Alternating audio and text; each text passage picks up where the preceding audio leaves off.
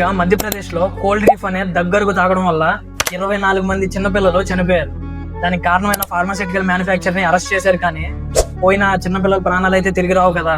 పాపం వాళ్ళు తాగిన దగ్గరకు కల్తీ అయిందని తెలియక వాళ్ళు తాగారు. కానీ ప్రెసెంట్ బయట చాలా మంది ఈ మెడికేషన్ తీసుకునే విషయంలో తెలియక కొన్ని మిస్టేక్స్ చేస్తున్నారు. ఎలా అంటే వాళ్ళకి జ్వరం వచ్చినా, దగ్గు వచ్చినా, జలుబు చేసినా వెంటనే ఫార్మసీకి వెళ్ళి టాబ్లెట్స్ తీసుకుంటున్నారు. ఇంకా ఫార్మసిస్ట్ కూడా ఈ దగ్గు, జలుబు ఇలాంటి వాటికి ప్రిస్క్రిప్షన్ లేకుండా టాబ్లెట్స్ ఇస్తాడు. ఎందుకంటే ఈ దగ్గు, జలుబు, జ్వరం ఇలాంటివి ఏవైతే ఉన్నాయో వాటికి వాడే టాబ్లెట్స్ ని OTC, over the counter tablets అంటారు. వీటికి ప్రిస్క్రిప్షన్ లేకుండానే ఈ టాబ్లెట్స్ ని తీసుకోవచ్చు. కానీ చాలా మంది వీటిని మిస్యూజ్ చేసుకుని ఆర్గాన్ డ్యామేజ్ ఇంకా అదర్ హెల్త్ కాంప్లికేషన్స్ కి గురవుతున్నారు. ఎలా అంటే వీళ్ళకి చిన్న పెయిన్ వచ్చినా లేకపోతే హెల్త్ ఇష్యూ వచ్చినా వెంటనే ఈ టాబ్లెట్స్ ని గులాబ్ జామున్ మింగినట్టు మింగేస్తున్నారు.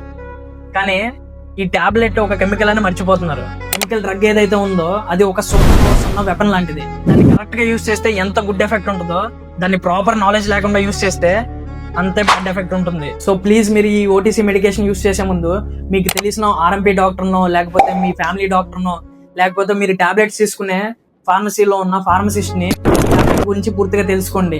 ఎంత డోస్ తీసుకోవాలి, లేకపోతే మీరు ఆల్రెడీ మెడికేషన్ యూజ్ చేస్తూ ఉంటే ఈ టైంలో ఈ టాబ్లెట్ యూజ్ చేయొచ్చా లేదా అని పూర్తిగా తెలుసుకుని దాని మీద ఒక అవగాహన తెచ్చుకుని ఇప్పుడు ఈ ఓటీసీ మెడికేషన్ యూజ్ చేయండి. ఈ విషయం అందరూ తెలుసుకోవాల్సింది. సో ప్లీజ్ ఈ వీడియోని షేర్ చేయండి. కంటెంట్ నచ్చితే ఫాలో చేయండి.